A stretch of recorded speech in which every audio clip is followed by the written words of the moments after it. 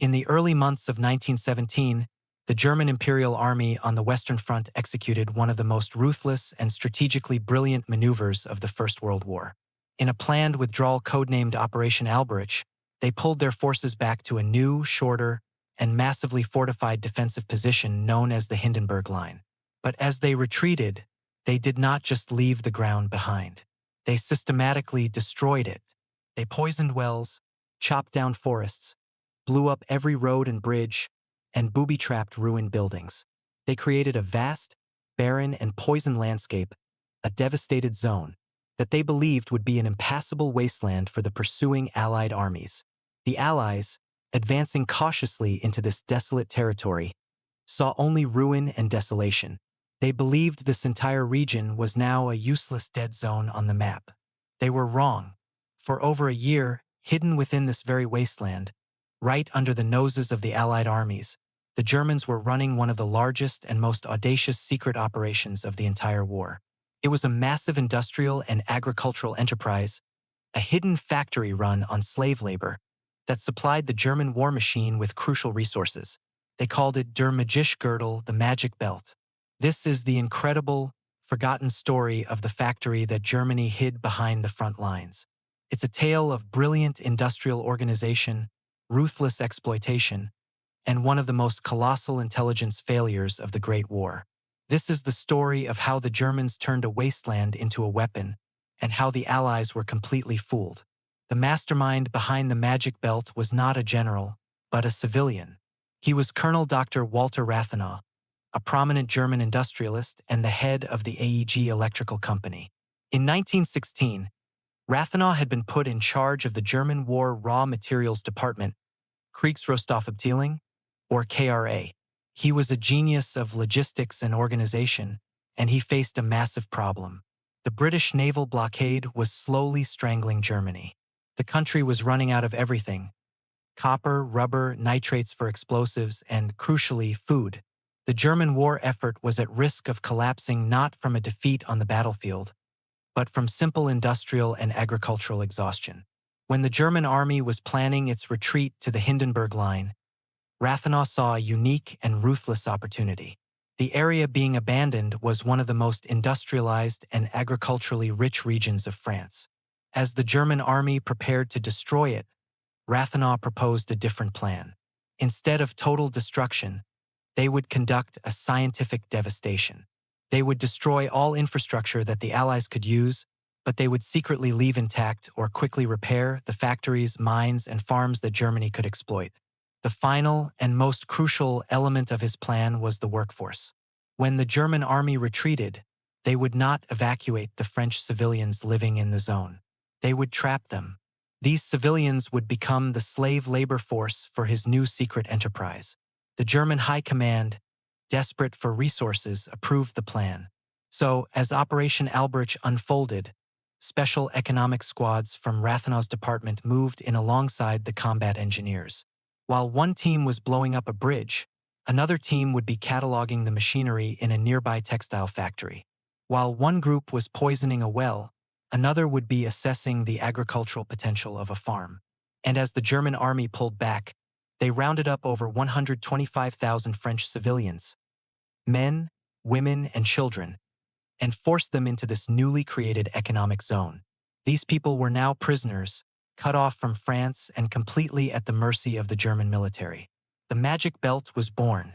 It was a zone roughly 15 miles deep, stretching for nearly 100 miles behind the new Hindenburg Line. From the Allied perspective, this was a dangerous and empty wasteland. But within it, a hidden world of industry was humming. The Germans organized the entire zone with ruthless efficiency. They divided it into sectors, each focused on a specific output. In one area, they restarted coal mines. In another, they used French civilians to harvest sugar beets, which were then processed in captured French sugar refineries. They operated textile mills to produce cloth for uniforms and machine shops to repair damaged military equipment. They even set up chemical plants to produce phosphates for fertilizer. Everything produced in the Magic Belt, food, coal, textiles, machine parts, was then transported back to Germany on a network of hidden, light-gauge railways, supplementing the strained German war economy. The entire operation was run on the forced labor of the trapped French civilians. They were paid a pittance in a worthless occupation currency, but work was not optional. Any man, woman, or child deemed fit to work was assigned a task. They worked long hours under the watchful eyes of German guards, often on near-starvation rations. Resistance was met with brutal punishment. It was a slave state, operating just a few miles behind the front lines of a war supposedly being fought for freedom and civilization. How did this massive operation remain a secret for so long? This is the story of a colossal Allied intelligence failure, a failure born of arrogance and a lack of imagination. The Allies saw the devastated zone through the lens of their own experience. They saw ruined villages and cratered fields and assumed, logically, that the area was useless. The idea that the Germans could be running a large-scale industrial operation in the middle of such destruction seemed absurd. They had intelligence that suggested something was amiss. Escaped French civilians brought back incredible stories of factories operating in secret. Allied pilots on reconnaissance missions would occasionally spot strange activity, unusual levels of smoke from a ruined factory, or new railway lines appearing where none should be. But this intelligence was often dismissed. It was seen as anecdotal, unreliable, or simply too fantastic to be believed. There was also a failure of an analytical perspective. Allied intelligence was focused, quite naturally, on the German military. They were tracking troop movements, identifying new trenches, and locating artillery batteries. They were not looking for economic activity. The concept of an economic warfare zone, operating in parallel with the military front, was completely novel. They were looking for soldiers and guns, not farmers and factory workers. The Germans, for their part, were masters of camouflage and deception. Factories were often operated only at night. New construction was cleverly disguised to look like ruins. Train movements were carefully timed to avoid aerial observation. The entire Magic Belt operated in the shadows, a ghost economy hidden in plain sight. For over a year, from the spring of 1917 to the summer of 1918, the Magic Belt thrived.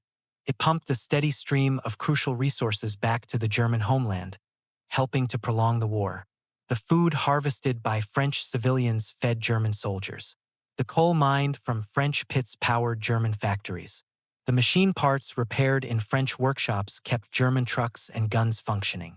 It was a parasitic enterprise, draining the lifeblood from a captured territory to sustain a war machine that was slowly being strangled. The end of the Magic Belt came with the end of the war itself. In the summer of 1918, the Great German Spring offensives failed, and the Allies began their final, war-winning 100 Days offensive. As the German army was pushed back across the territory they had devastated a year earlier, the Magic Belt was finally overrun. What the advancing Allied soldiers found shocked them. They had expected a wasteland. Instead, they found a bizarre landscape of destruction mixed with secret industry. They found farms with crops still in the fields, factories with machinery still warm, and, most importantly, they found the French civilians. The liberation of the people of the Magic Belt was a moment of incredible emotion. These people had been living as slaves in their own homes for over a year, cut off from the world, and forced to work for their enemy. Their stories, when they were finally told, revealed the full, brutal extent of the German operation.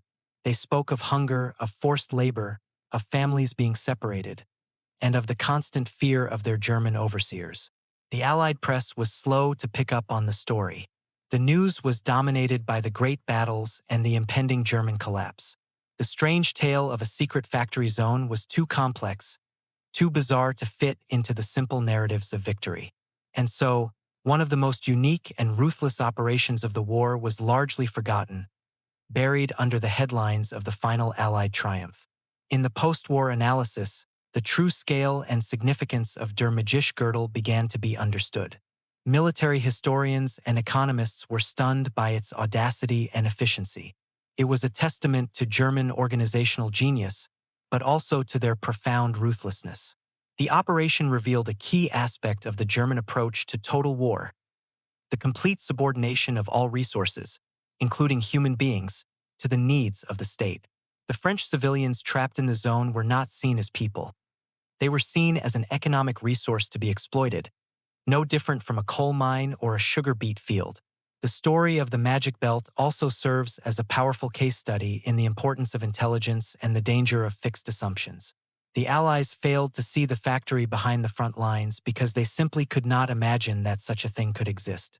Their thinking was confined to conventional military terms. They saw the devastated zone as a military obstacle, a buffer. They failed to see it as what the Germans had turned it into, an economic asset. It's a timeless lesson in warfare. You must not only understand how your enemy fights, but also how they think, how they organize, and what they value. Today, the story of der Magische Gürtel is a little-known footnote in the vast history of the First World War. The region itself, the old devastated zone, has long since healed. The fields are green again, the villages have been rebuilt. But the story remains, a testament to a hidden front that existed just behind the main lines of battle. It was a front where the weapons were not guns and shells, but spreadsheets, railway timetables, and the forced labor of a captive population. It was a secret factory, hidden in a wasteland, that churned out the resources to keep a war machine alive. And it stands as one of the most audacious, ruthless, and successful deceptions of the entire war, a magic belt that the Allies never saw until it was far too late. It is a powerful reminder that sometimes the most important battles are the ones that are fought in the shadows, on a front that is completely invisible.